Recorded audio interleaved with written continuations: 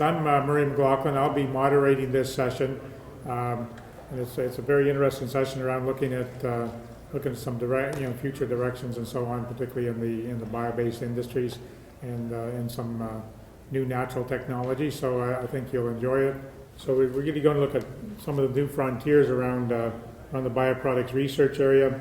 And I've been working in Sarnia now for the last 5 years in helping build a bio-based industry there, and we've seen some tremendous growth that started in Sarnia about 10 years ago when they made a decision to build a green and sustainable technology industry there, and we're now just starting to see the fruits of that.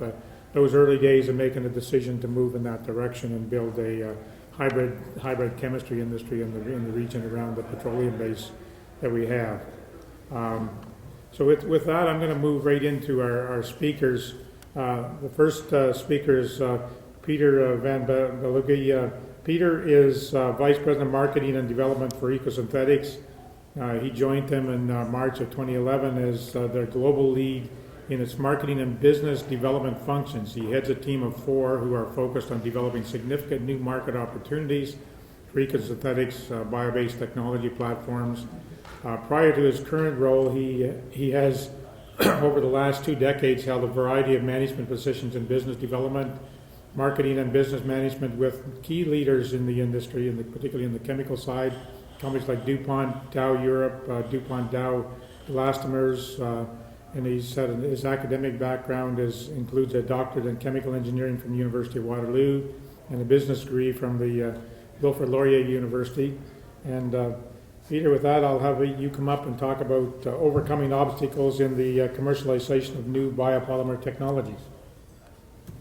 Last key commercialization barrier is that we say don't require 100% conversion over to a new technology. Often it's a high degree of risk for the end customer to make a change over to a new technology.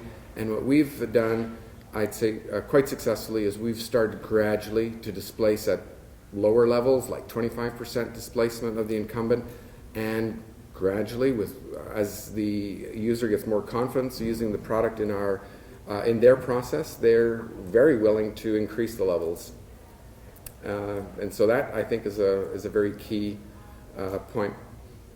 This just represents kind of a map of where we are by looking at our offerings and the different functionalities that our technology platforms can bring in the markets that we serve.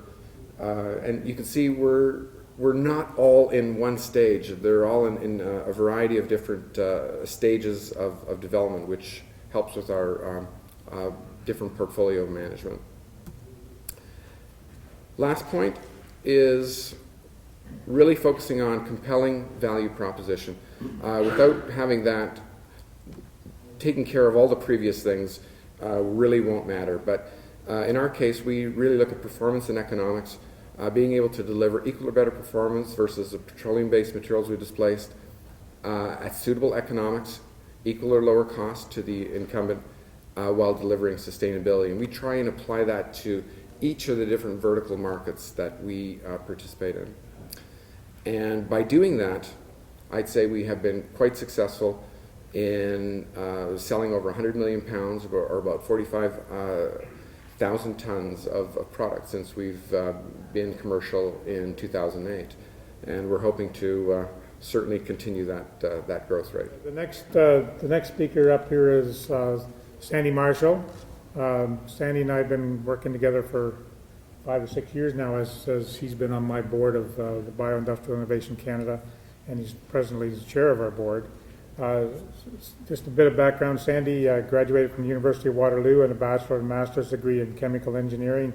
Started as a professional career in '84 with Polysar, Canadian rubber manufacturer, and over the next 28 years, his career in the chemical and polymers industry, he worked in research processing, product development, market development before moving into operations and general management. He's held 2 international assignments, one in Germany and another one in Cincinnati, USA. Sandy finished his corporate career as president and managing director responsible for the Canadian operation of Lanxess, and He's certainly proven himself over the years to be a senior executive with strategic planning and general operations management expertise gained in the polymer and chemistry industries. He's got experience including P&L responsibility, R&D, scale-up, and interaction with government as the federal, provincial, and local levels. And he has been recognized as a leader committed to corporate social responsibility and environmental sustainability here in Canada. Presently, he is chair, as I mentioned, of the Bioindustrial Innovation Canada and my board. Also a member of the boards of Lambton College Foundation, Biotech Canada, and Solutions for CO2, which is a publicly traded company on the TSX Ventures Exchange. Sandy, with that, I'll have you come up and give your presentation.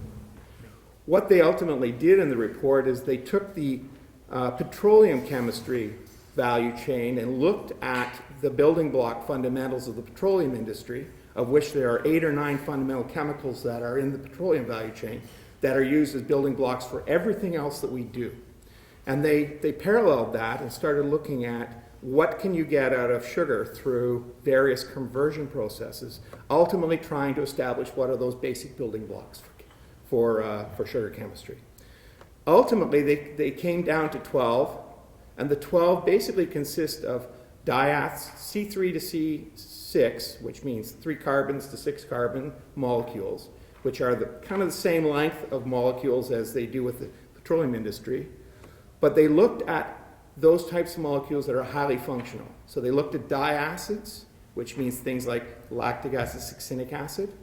Although lactic acid didn't make their cut. They also looked at multiple alcohols, sugar alcohols, so trialcohols and multiple alcohols. They looked at carboxylic acids, straight carboxylic acids, and amino acids. And when you look at the group of 12 chemicals, those are the basic fundamental ones that they identified as being the potential building blocks to move forward on. So, and from there, one of the key pieces of that is that these molecules contain a lot of oxygen. And when you look at what we have done in the petroleum industry, we don't have any oxygen in the petroleum industry. It's all carbon and hydrogen. When you want to make these complex molecules with oxygen, it's very, very difficult in the chemical industry. So for the guys that are commercializing first in the bioeconomy, they're the ones who are displacing chemicals that contain oxygen in them. And it shouldn't be surprising, and I'll explain a little bit more with the succinic acid example, it shouldn't be surprising that that was one of the first to commercialize. So in summary, the key points here is to commercialize, you've got to be cost effective. You've got to take away those technical barriers that are causing you to not be cost effective. If you want to embed biomass into the chemistry supply chain, or chemistry value chain, we have to do the innovation necessary to drive those costs down, to leave value in that value chain for all the participants to share.